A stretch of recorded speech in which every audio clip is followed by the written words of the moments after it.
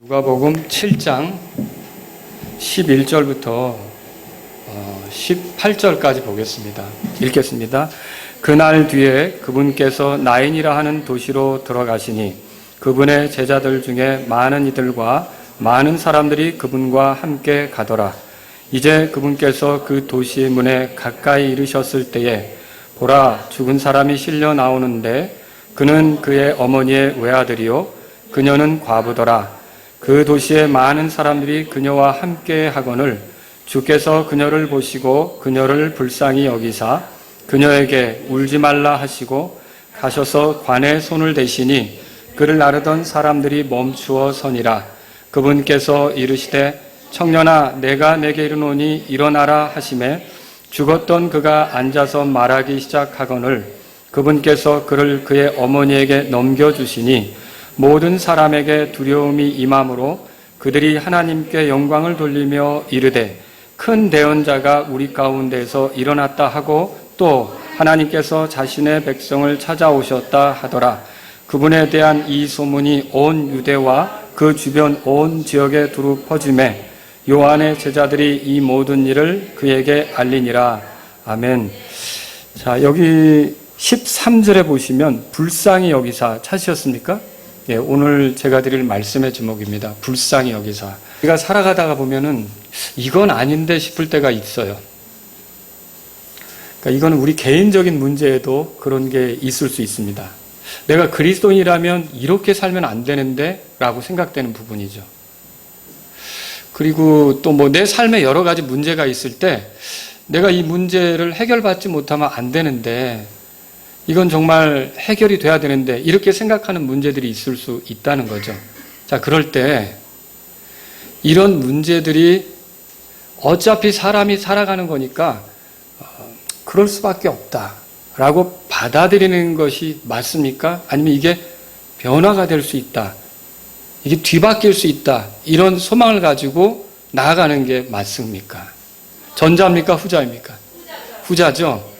이게 기독교 신앙이라고 하는 것은 분명히 어떤 환경이 주어졌을 때 그냥 그 환경 앞에 어쩔 수 없다 이렇게 가지 않아요. 예를 들어서 내가 말씀대로 살지 못한다, 아주 육신적이다, 세상에 대해서 빠져있다 이렇게 할 때 이거는 뭐 육신을 가진 사람이니까 어쩔 수 없다 이렇게 받아들이고 가는 게 주님이 기뻐하는 게 아니란 말이죠. 주님은 뭘 원하시냐면 이런 게 변화되기를 원해요. 이런 게 바뀌기를 원해요. 이전과는 다른 형태로 되기를 원해요. 근데 이게 어떻게 해서 가능하느냐? 우선 이 사람이 이런 거에 대해서 아무런 불편을 못 느끼면 변화는 나타날 수가 없습니다. 그냥 뭐 당연히 이렇게 살 수밖에 없는 거지라고 수긍을 하면 어떤 변화도 나타날 수가 없습니다. 근데 이거는 아닌데, 내가 더 이상 죄 아래 사는 건 아닌데, 내가 이렇게 살다가 큰일 날 텐데 이렇게 느끼면서 거기에 대해서 이거 애통하거나 마음이 아파하거나 힘들어할 때 한 가지, 주께서 불쌍히 여기시면 이게 바뀝니다. 뭐가 우리를 바꾸시는 거예요? 주님이 불쌍히 여기실 때. 자, 불쌍히 여기는 마음을 갖게 되면요, 요청 없이도 뭔가를 해주게 돼요. 불쌍히 여기는 마음은 어떤 값을 받지 않아도 도와주게 됩니다. 예수님께서 사람들을 고쳐주실 때 돈 받고 고쳐주셨나요? 혹시 성경에 읽어보니까 마태복음, 마가복음, 누가복음 뭐 이런 데서 볼 때 어떤 환자들을 고쳐주시고 1인당 얼마씩 받으셨더라 이렇게 써있는 거 보셨어요? 그런 거 없었어요. 그냥 불쌍히 여기면 그 사람이 그 값을 치르지 못해도, 대갚아주지 못해도 베푸는 경우, 이게 불쌍히 여기는 마음에서 나오는 거라는 거죠. 마태복음 14장에 한번 찾아보실래요? 마태복음 14장. 예수님이 어떻게 사람들을 고치셨는가. 14절입니다. 14절. 같이 읽겠습니다. 예수님께서 나오셔서 큰 무리를 보시고 그들을 불쌍히 여기는 마음을 가지사 그들의 병든 자들을 고쳐주시니라. 예수님께서 사람들을 고쳐주실 때 그 마음이 어떠했어요? 불쌍히 여기는 마음이었다, 그렇게 말하고 있죠. 자, 이 불쌍히 여기는 마음이 그리스도의 마음이고요, 오늘날 그리스도인인 우리들의 마음이어야 한다는 것을 보게 되는 겁니다. 자, 여기 나인이라는 도시에 과부가 있었어요. 이 과부의 형편, 그러니까 하나밖에 없는 아들이 죽어서 큰 통곡에 빠졌을 때, 애통함에 빠졌을 때 이 상황이 바뀌는 게 어떻게 바뀌게 됐냐면, 만약에 아들이 죽었는데도 이 여자가 아무렇지도 않게 뭐 어쩔 수 없는 거지 뭐 그냥 아무렇지도 않게 받아들이고 그렇게 갔었더라면 주님께서 불쌍히 여기는 마음을 가지실 필요도 없었을 거예요. 근데 주님이 이 죽은 청년에 대해서 불쌍히 여겼습니까? 그 청년의 어머니에 대해서 불쌍히 여겼습니까?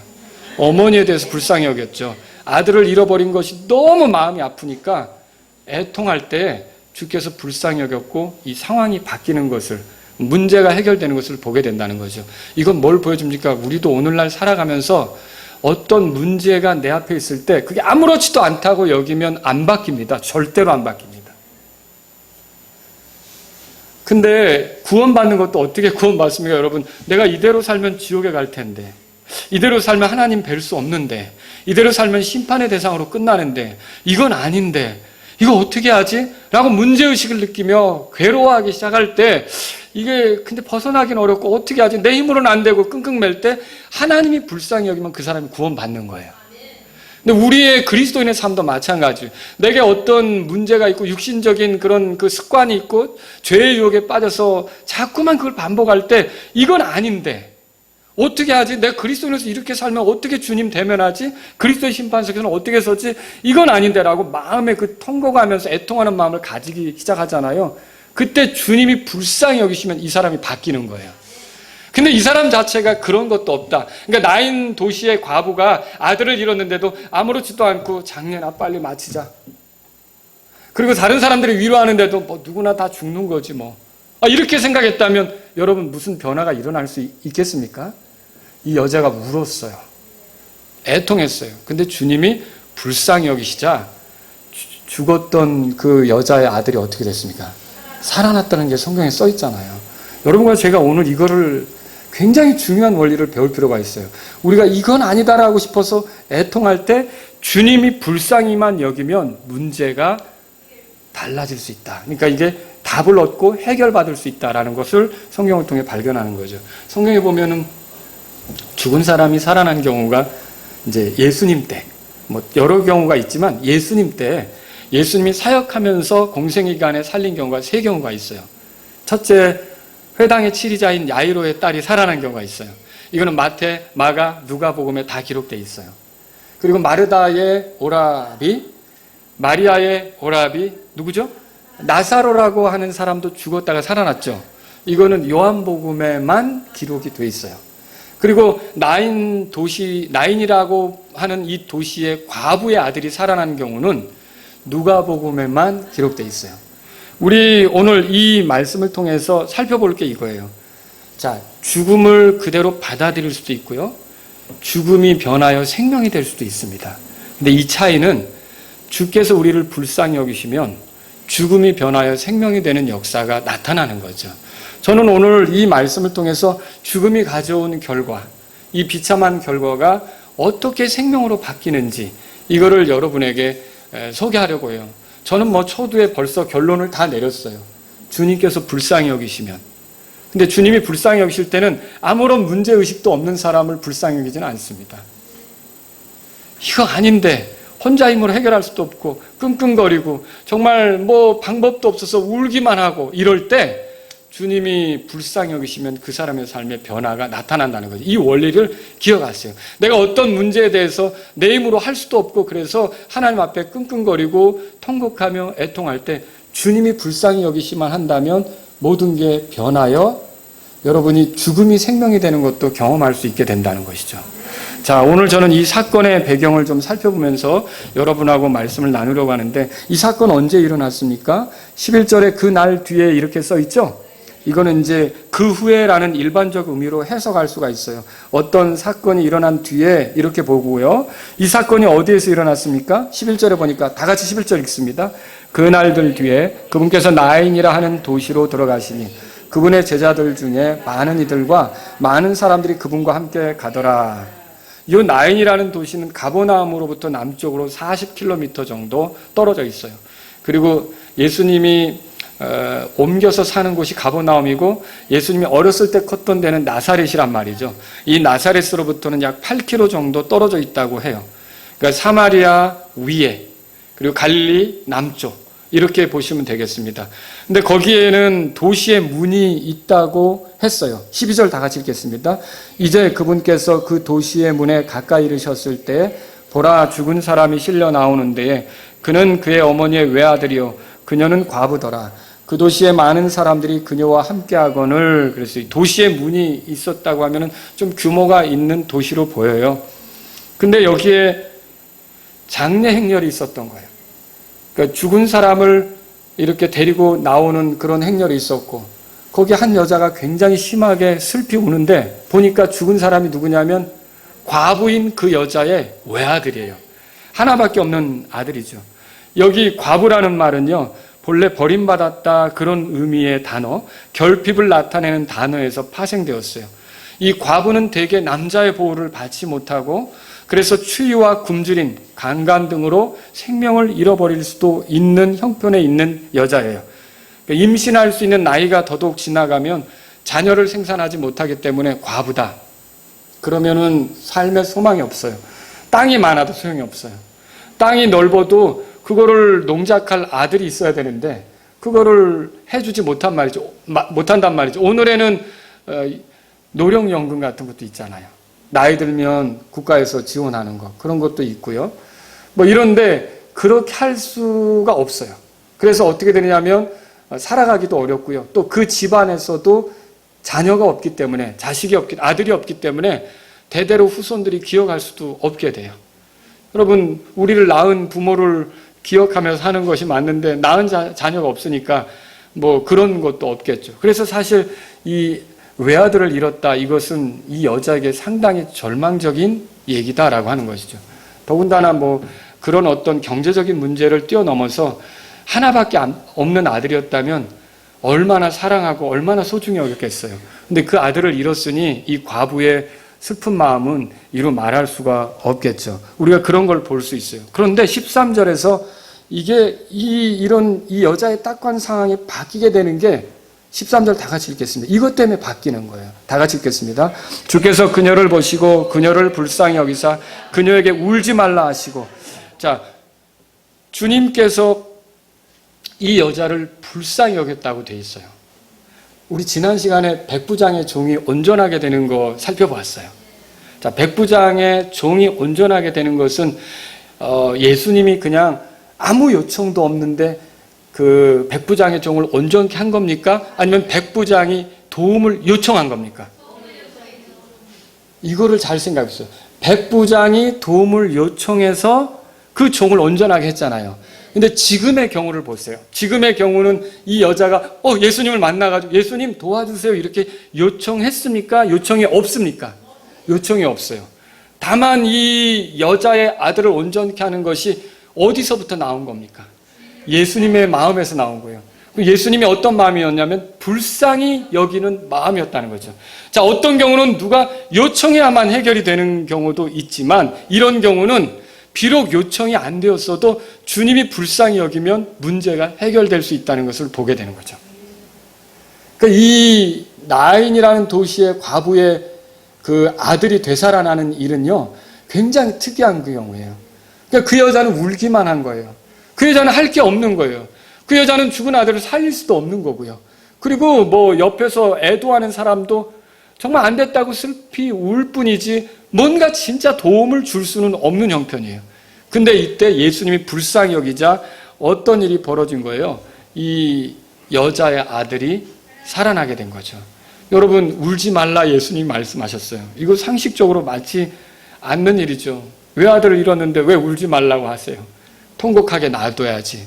근데 예수님께서는 울지 말라 하고 다가오시면서 14절에 보니까 그 관에 손을 댔다고 이렇게 써 있어요. 14절 읽어보겠습니다. 시작. 가셔서 관에 손을 대시니 그를 나르던 사람들이 멈춰 서니라. 그분께서 이르시되 청년아 내가 내게 이르노니 일어나라 하시매. 자, 예수님이 죽은 자의 관에 손을 대신 것은 이례적인 일입니다. 이런 일이 흔하게 있지 않아요. 아주 특별한 일이죠. 자, 근데 이때 관이라고 표현된 요 단어는요, 죽은 자의 시신을 무덤까지 나르는데 만들어진 나무 상자. 오늘날로 우리 조상들이 쓰던 상여 같은 거 있잖아요. 그런 거라고 생각하실 수도 있겠죠. 자, 그 관, 그런 거예요. 그런 운반 도구를 일컫는데 예수님이 거기다 손을 대셨어요. 그리고 손만 대실 뿐만 아니라 이제 예수님이 그 청년에게 말해요. 죽은 자에게 말해요. 여러분, 무덤에서 누워있는 사람에게 말하는 그 정신이 어떻다고 보십니까? 좀 이상하잖아요. 물론 내가 그리워하고 뭐 이렇게 그래도 어떤 마음이 있어서 얘기한다고는 할 수 있겠지만 정상적으로 죽은 사람하고 얘기하는 건 아니에요. 얘기는 산 사람하고 하는 거잖아요.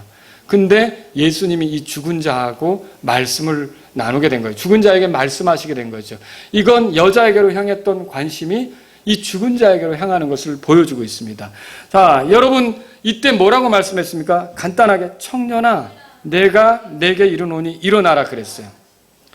엘리야가 사르밧 과부의 아들을 살린 이야기 읽어보신 적 있으세요? 열왕기상 17장에 써 있죠. 사르밧 과부의 아들을 살릴 때 엘리야가 했던 일은 뭐죠? 주께 부르짖었다고 돼 있어요. 그 말은 주님께 기도했다는 뜻이죠. 자, 사르밧 과부의 아들은 살아났습니까? 예, 살아났습니다. 기도의 응답으로 살아났습니다. 또 여러분, 엘리사가 수넴 여자의 아들을 살릴 때가 있었어요. 그때 엘리사는 어떻게 했죠? 성경에 보니까 열왕기 4장에 주께 기도했다고 돼 있어요. 자, 수넴 여자의 아들은 살아났습니까? 살아났습니다. 기도의 응답으로 살아났습니다. 여러분, 사도행전 9장에 읽어보면 다비다가 죽은 얘기가 나와요. 근데 다비다는 누가 살렸죠? 베드로가 기도했어요. 성경에도 어떻게 나오냐면 베드로가 무릎을 꿇고 주께 기도했다고 돼 있어요. 그리고 이 기도의 응답으로 다비다가 죽었었지만 살아났다는 게 성경에 써 있습니다. 자, 이 모든 일의 공통점은 뭡니까? 그들이 다 기도했고 하나님께서 응답으로 죽은 자를 살리셨다는 거죠. 그런데 지금 예수님이 기도하고 있습니까? 아니에요. 예수님은 기도하고 있지 않습니다. 이게 뭘 보여줍니까? 다만 말씀으로만 그 사람을 살리는 거예요. 이게 백부장의 종을 살릴 때도, 백부장의 종을 회복시킬 때도 어떻게 했어요? 말씀으로만 그렇게 했죠? 똑같은 원리가 적용되는 거예요. 말씀으로만 이렇게 하는데, 여러분, 말씀만으로 백부장의 종을 살리고 과부의 아들을 살리는 것은요, 이것은 예수님께서 창조주 하나님이시라는 걸 보여주는 거예요. 여러분, 세상도 말씀으로 창조되었죠? 말씀하면 그대로 있게 된 거예요. 말씀한 대로 그대로 이루어지는 거죠. 그래서 백성들은 예수님의 사건을 두고 뭐라 그럽니까? 16절 읽어보세요. 모든 사람에게 두려움이 임함으로 그들이 하나님께 영광을 돌리며 이르되 큰 대언자가 우리 가운데서 일어났다 하고 또 하나님께서 자신의 백성을 찾아오셨다 하더라. 하나님께서 자신의 백성을 찾아왔다. 이렇게들 얘기하게 된 거죠. 예수님의 말씀에 권위가 있습니까? 모든 게 예수님의 말씀에 복종하게끔 되어 있습니까?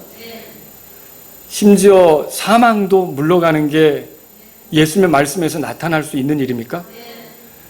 이거 얼마나 놀라운 일이에요. 이 청년이 그래서 앉아있게 됐어요.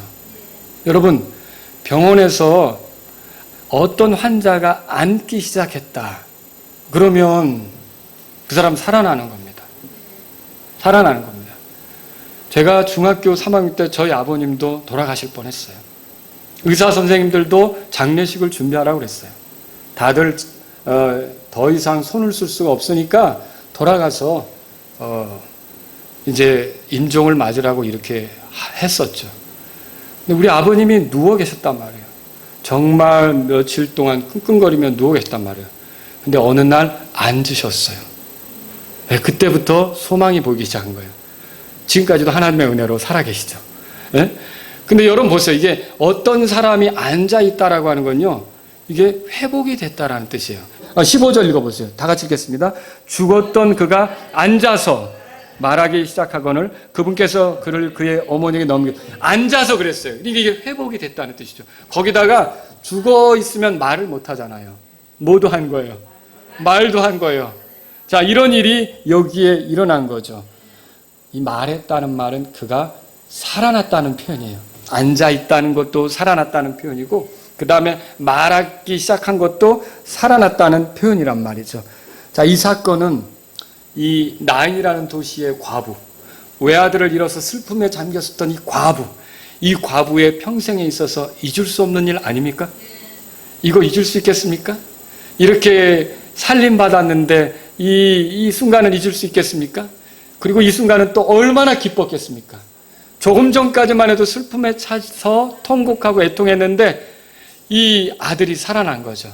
여러분 놀랍지 않겠어요? 그렇죠? 놀라웠겠죠. 그리고 평생에 자기 아들을 살려주신 예수님을 잊을 수 있을까요? 잊을 수 없는 그분이 됐겠죠. 예수님께서. 이런 일들이 이 여자에게 일어났었다라고 하는 것이죠. 자, 이 사건으로 사람들에게는 두려움이 임했습니다. 사람들에게 두려움이 임했다고 16절에 써 있는데 이게 일반적으로 일어나는 일이 아니기 때문에 죽어서 관에 눕혀가던 자가 그분의 말씀에서 일어났다. 이거 놀라운 일이죠. 여러분 우리도 장례식 좀 치르잖아요. 근데 연구차에서 이제 관을 내렸단 말이에요. 6명, 8명이 이제 관을 들었단 말이에요. 그리고 이제 화장터로 막 들어가려고 하는 거예요. 근데 갑자기 안에서 두드린다면 어떠시겠어요, 여러분? 깜짝 놀랄 거 아니에요. 들고 가다 주저앉을 수도 있어요. 사람들이 깜짝 놀라서. 그죠? 너무너무 놀라서. 그래서 관 뚜껑을 열어보려고도 하기도 하겠죠. 이게 죽은 사람이 살아났다라고 하는 거는 두려운 일이었어요, 이들에게. 엄청난 놀라운 일이었다는 거죠. 그리고 예수님을 볼 때 범상치 않은 분이라는 것을 느끼기 시작했던 거죠. 이 사건으로 이 사람들이 예수님에 대해서 큰 대언자가 우리 가운데 일어났다 이렇게 말했어요. 여러분 구약시대 모세가 이렇게 말한 적이 있죠. 주 내 하나님께서 내 한가운데서 곧 내 형제들 가운데서 나와 같은 대언자 하나를 너를 위하여 일으키시리니 너희는 그의 말에 귀를 기울일지니라. 모세가 말했던 나와 같은 대언자 있잖아요. 그 대언자가 나타났다고 생각하기 시작하는 사람들. 모세가 말했던 우리가 귀를 기울여 그 말을 들어야만 하는 그 대언자가 우리에게 지금 와 있다라고 생각하는 사람들이 생기기 시작했던 거죠. 또 여러분 구약에서 모세와 이렇게 나란히 구약을 대표하는 대언자로 등장하는 인물이 엘리야거든요. 모세하고 엘리야가 자주 등장한단 말이에요. 근데 엘리야가 얼마나 능력이 있었습니까? 엘리야가 아까도 말씀드렸지만 사르밧 과부의 아들을 살렸잖아요. 엘리사의 종도 엘리사의 섬기는 자로 있었던 엘리사도 있어요. 엘리사는 갑절의 또 영감으로 엘리야의 갑절의 영감으로 섬겼는데 엘리사도 사람을 살렸죠? 예. 근데 이 아주 큰 대언자에 해당하는 엘리야하고 엘리사처럼 예수님도 어떻게 했어요? 죽은 자를 살린 거예요. 그러니까 이 사람들이 큰 대언자가 우리 가운데 왔구나 이런 생각을 했던 거죠. 400년 동안 대언자를 보내시지 않고 침묵하셨던 하나님께서 이제 우리 가운데 대언자를 보내시고 우리가 그에게 귀를 기울이도록 이렇게 하시는구나 이런 것들을 생각하기 시작했다는 것이죠. 이 소문이 사람들에게서 퍼져나갔어요. 자, 17절 18절 다 같이 읽겠습니다. 그분에 대한 이 소문이 온 유대와 그 주변 지역 두루 퍼짐에 요한의 제자들이 이 모든 일을 그에게 알리니라. 이게 유대 땅 사마리아 건너편에서 일어난 일인데 유대 땅에도 퍼졌고요. 요한이 옥에 갇혀 있는데 요한의 제자들이 요한에게 가서 이것을 알려주기도 했다는 것이죠. 자, 이 사건이 오늘 우리에게 뭘 가르쳐 줍니까? 몇 가지로 정리해 볼 수 있어요. 첫 번째로 죄의 결과가 절망적이라는 것입니다. 아담의 타락으로 죄가 세상에 들어오고 죄로 말미암아 사망이 들어왔습니다.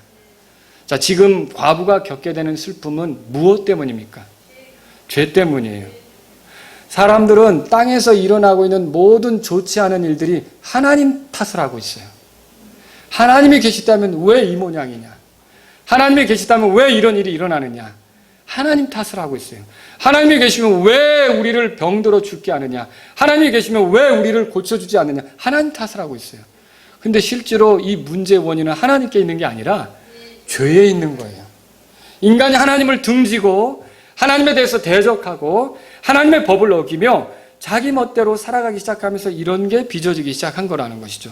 그래서 이 슬픔을 만들어낸 거, 고통을 만들어낸 거, 이게 바로 죄라는 걸 우리가 알 수 있어요. 질병, 죽음, 손실, 약함, 가난, 이런 모든 것들이 죄 때문에 빚어진 거라는 거죠. 죄의 삭은 사망이죠.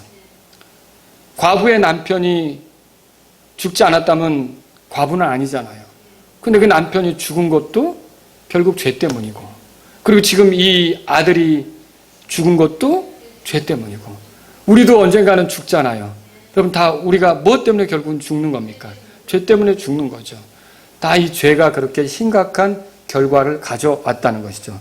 그런데 두 번째로 생각해 볼 건 이거예요. 죄로 인한 결과를 우리가 바꿀 수 있는가라는 거죠. 우리의 힘으로. 우리의 힘으로는 안 되죠. 아무도 그걸 바꿀 수 없어요.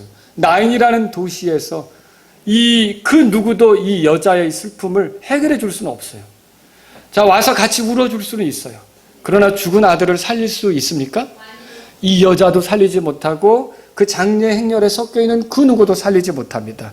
누가 죽음을 피할 수 있습니까? 누가 다른 이의 죽음을 막을 수 있겠습니까? 오늘날에는 이제 이런 분들도 많이 생기더라고요. 내가 죽을 병에 걸려서 병원에서 더 이상 손을 써도 소용이 없게 된다면 내가 연명치료하지 않겠다고 이렇게 유언을 남기는 사람들도 있어요. 그거 안 했다가 결국 병원에서 계속 그 사람의 목숨을 부지하려고 산소호흡기 끼고 막 이렇게 애를 쓰다가 결국은 그 사람은 더 고통스러워하고 지켜보는 가족들은 더 몇 개월씩 시간을 보내면서 힘들어할 수도 있거든요. 그래서 그런 얘기를 자녀들에게 하는 분도 있는데, 여러분, 사람의 목숨을 살리겠다고 달려들어서 그렇게 하는 게 지켜보는 자들에게 더 고통스럽게 할 수도 있다는 것이죠. 아무도 이거 죽어가는 자를 살릴 수는 없는 것입니다. 자, 이게 죄가 가져온 결과예요. 죄는 우리의 생명을 빼앗는 도둑이고 우리의 목숨을 앗아가는 살인자예요. 그러니까 우리가 죄와 친하게 지내면 됩니까? 안 됩니까? 안 되는 거죠. 죄는 사람을 창조하신 하나님께서 아주 싫어하고 미워하는 것이라는 것이죠. 자, 그런데 죄의 결과인 사망에 직면한 사람들은 정말 절대적으로 절망적인가? 자, 그 죄 문제로 애통하고 슬퍼하고 근심할 때, 저도 제가 구원받았던 시절을 생각해 봐요. 교회에서는 어렸을 때부터 교회에서 커왔으니까 믿음 있는 청년이라고 생각을 해온 것 같은데, 저에 대해서 좋게 봐준 것 같은데, 제가 하나님 말씀대로 살려고 하면 살수록 잘 안 되는 것을 너무 많이 느꼈거든요. 그러면서 제 자신이 죄인이라는 것을 갈수록 느끼는 거예요. 그리고 한나라에 들어갈 확신이 없는 거죠. 왜? 죄 때문에. 그렇게 괴롭고 힘들 때 하나님께서 저를 불쌍히 여기신 게 확실하다고 말씀드릴 수 있습니다. 하나님께서 저를 불쌍히 여기셨을 때 복음을 아는 사람을 붙여주셨고, 그 사람을 통해서 범법과 죄들 가운데 죽어있던 저를 살리셨기 때문에, 여러분, 제가 죄로 인해 멸망할 수밖에 없는 사람이었는데 이렇게 건진받은 것은요, 하나님께서 저를 불쌍히 여기셨기 때문에 그렇습니다. 여러분도 그렇다고 고백할 수 있습니까? 이 청년의 어머니는 예수님께 도움을 요청하지 못했어요. 청년의 어머니는. 그런데 예수님이 그 청년의 어머니, 과부죠. 이 과부를 불쌍히 여기니까 놀라운 일이 벌어진 거예요. 우리 교회 홈페이지 자료실에는 해경 스님의 간증을 소개하는 영상 링크되어 있어요. 이 해경 스님은 어렸을 때부터 독경과 범종 소리를 들으면서 자랐던 분이에요. 우리가 믿는 집안에서 이렇게 크면 모태신앙이라고 그러잖아요. 근데 이분은 모태불교인이에요, 말하자면. 근데 어머님은 막내 동생 출산 후 산후조리가 잘 못되어 병들어 죽었고요. 아버지는 해방 이후에 점심 식사 중 피를 토하며 유언도 없이 죽었어요. 고아가 된 이 사람, 초등학교 3학년 때 다른 사람에게 맡겨지게 됐어요. 삼위승으로 들어갔어요. 삼위승, 어린아이가 이제 그 승려 생활을 하는 거예요, 말하자면. 절간에서. 그렇게 컸어요. 그리고 공민학교 뭐 이런 데 졸업하고 대학교 졸업하고 군 제대에서 울진에 있는 한 중학교에서 교사 생활을 하게 되었어요. 근데 이제 학교 건물이 있으니까 그 주변 교회에서 이 학교 건물을 수련의 장소로 쓰고 싶었던 거예요. 그래서 수련회 좀 사용하게 해달라고 해서 장소를 빌려줬어요. 근데 고마우니까 교사들을 초청해서 같이 식사를 하게 됐어요. 점심 식사를. 근데 그때 수련회를 이렇게 진행하고 그렇게 초대한 목사님이 이분에게 딱 이렇게 말했어요. 선생님은 예수님을 믿고 목사가 되실 것 같습니다. 저는 선생님을 위해 기도하겠습니다. 자, 이분은 본래 어렸을 때부터 뭐였어요? 승려였죠. 그래서 이분이 말했습니다. 목사님, 헛수고하지 마십시오. 저는 뱃속에서부터 부처님을 섬긴 사람입니다. 이렇게 대답을 했어요. 그랬더니 목사님이 물러서지 않고 개의치 않겠습니다. 저는 기도하겠습니다. 그러니까 이 승려가 이게 교사이긴 한데 부하 같이 밀어서 목사님, 저도 목사님이 머리 깎고 종이 되기를 불공드리겠습니다. 누가 이기나 한번 해봅시다. 이렇게 했다는 거예요. 그리고 세월이 흐르면서 이분은 정말 불교계에서 인정받는 승려가 되었어요. 그래서 대한불교 정토종 교육국장, 포교국장 이런 것들을 역임했고요. 전 세계 다니면서 대한민국의 불교를 확산시키기 위해서 다른 나라의 불교가 어떤가 이런 것들을 보았고요. 그리고 우리나라의 불교대학을 세우려고 여러 군데 후원 모금을 받고요. 근데 이렇게 하던 중에 불교계 자체의 정치적인 문제로 교도소에 갇히게 됐어요. 근데 교도소에 갇혀서 뭐 했냐면 이 사람은 교도소에 도서관이 있을 거 아닙니까? 도서관에서 화엄경, 법화경, 승화경, 원각경 아주 이런 책들을 빌려다가 노상 읽으면서 이렇게 이제 지냈던 거예요. 그리고 다 읽으면 반납하고 또 다른 책 원하고 이렇게 했던 거죠. 근데 그 책을 전달해주는 교도원이 있습니다. 이 교도원이 군인 복무로 이 교도원을 하는 거예요.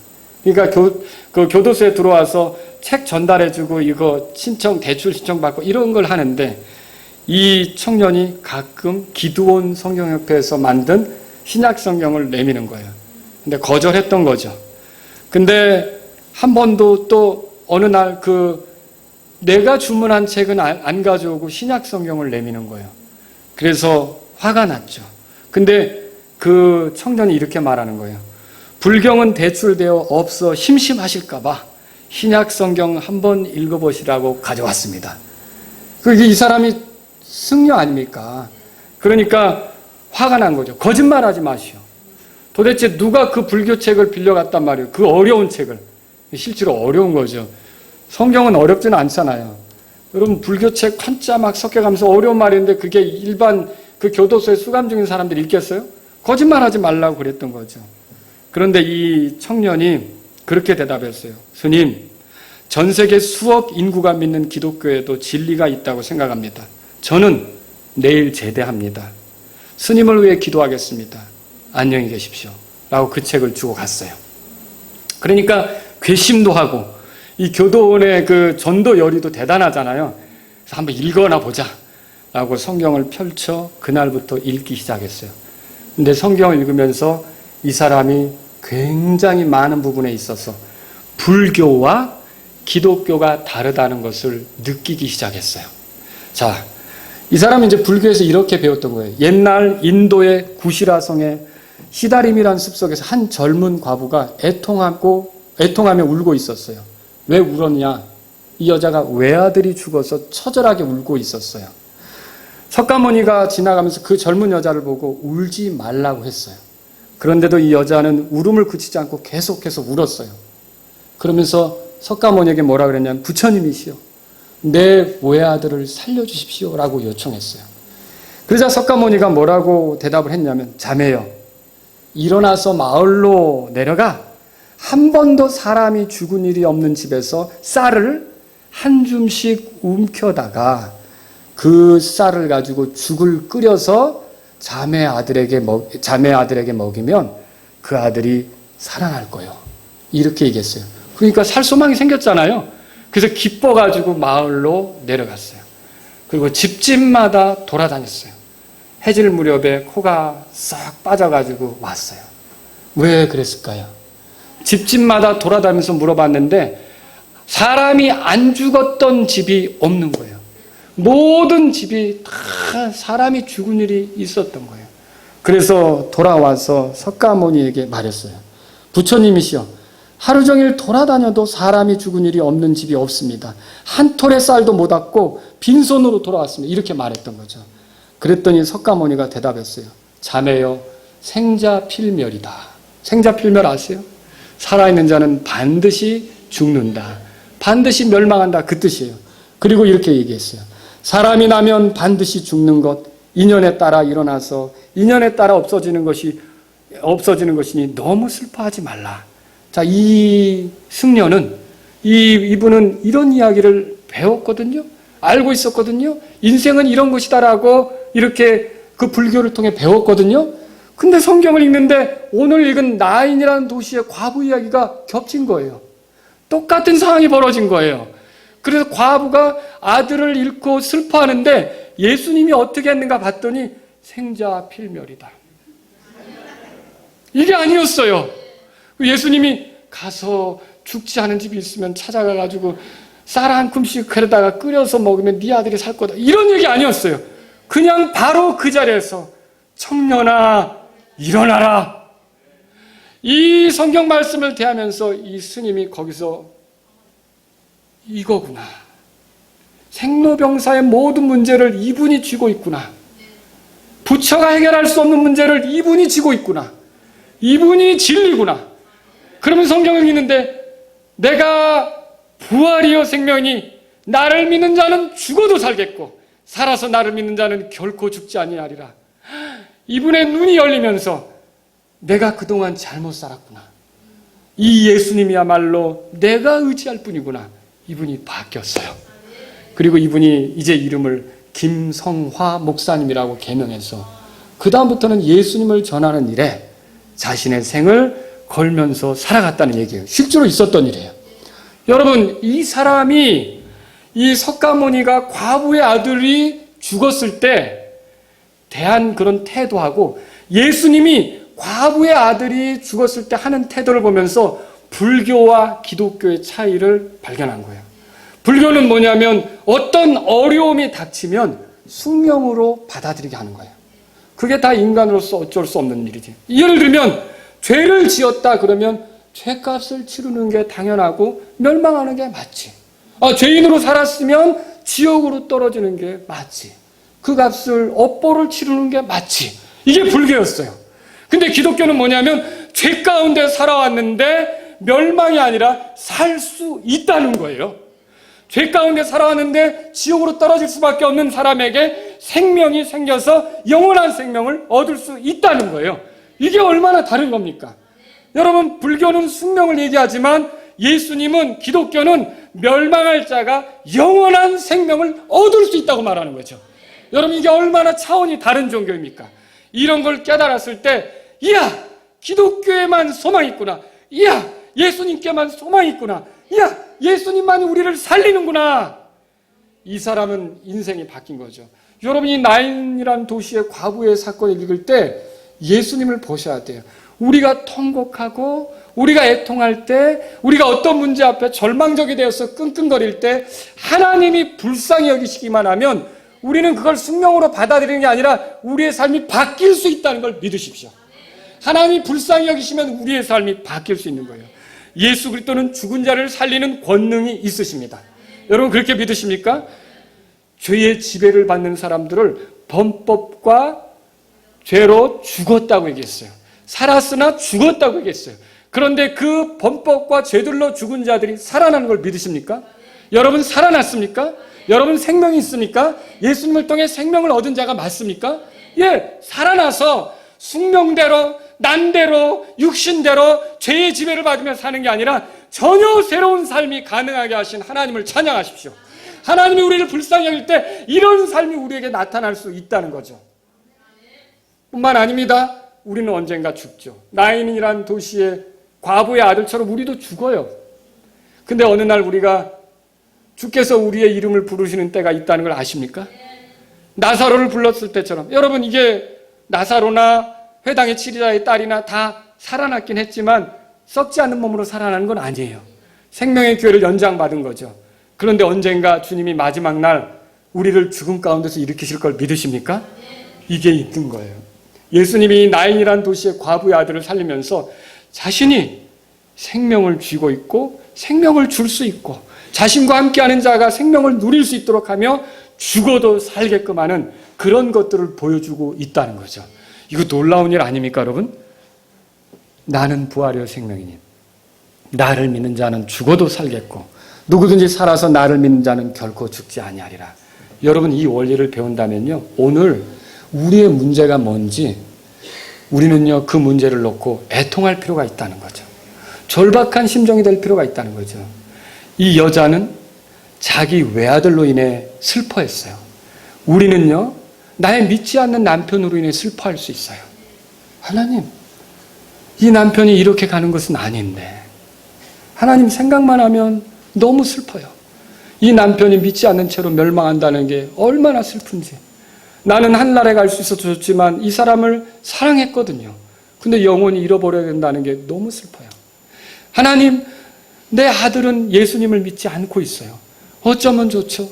나는 하늘의 소망을 가지고 사는데 이 아들은 이렇게 멸망하다니 너무 슬퍼요. 여러분이 애통할 때, 또 하나님, 이 아무개 내 친구는요 주님을 믿는다고 하면서 세속에 빠져 지내요. 이렇게 세속에 빠져 지내 세월 보내다가 주님 만날 때 안타깝게 되면 어떻게 해요? 주님, 같이 열심을 해서 주님을 섬길 수 있으면 좋겠는데 자꾸만 육신적으로 살고 있어요. 여러분의 외아들에 해당하는 그런 사람은 누굽니까? 만일 그런 사람을 놓고 불가능해 보이는 일이지만 슬퍼하고 애통할 때 한 가지, 주께서 불쌍히 여기시기만 하면 한순간에 바뀌는 걸 믿으시기 바랍니다. 그래서 우리는 그 불쌍히 여기시는 하나님이 많은 병자들을 고친 것처럼 하나님이 우리를 불쌍히 여기실 수 있다는 사실을 믿고, 여러분, 출애굽은 어떻게 일어났어요? 그 노예 생활을 하고 파라오의 짓눌림 아래 있던 사람들을 하나님이 불쌍히 여기셨을 때 모세를 보낸 거 아닙니까? 하나님이 불쌍히 여기기만 하면 모든 삶은 한순간에 바뀔 수 있다는 거죠.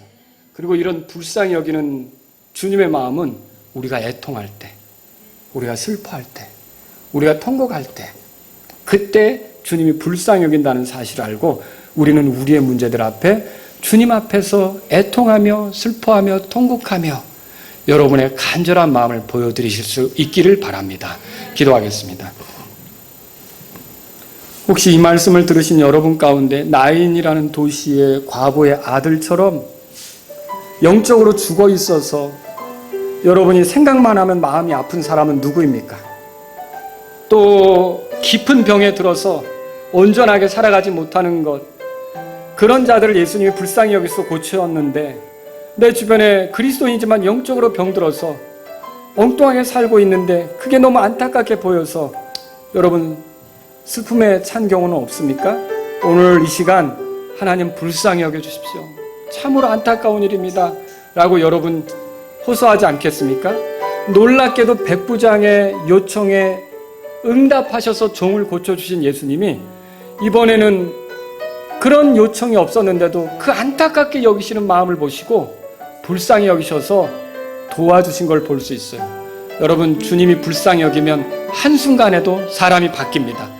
우리 기독교는 그냥 모든 주어진 상황을 숙명으로만 받아들이고 끝내는 게 아닙니다.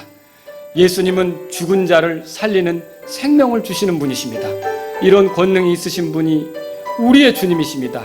이런 예수님을 믿을 때 여러분이 절망하지 말고 주님, 내 삶을 바꿔주시고 주님이 내 삶을 변화시켜 주시길 원합니다. 기도하지 않겠습니까? 오늘 주님께 요청하시기 바랍니다.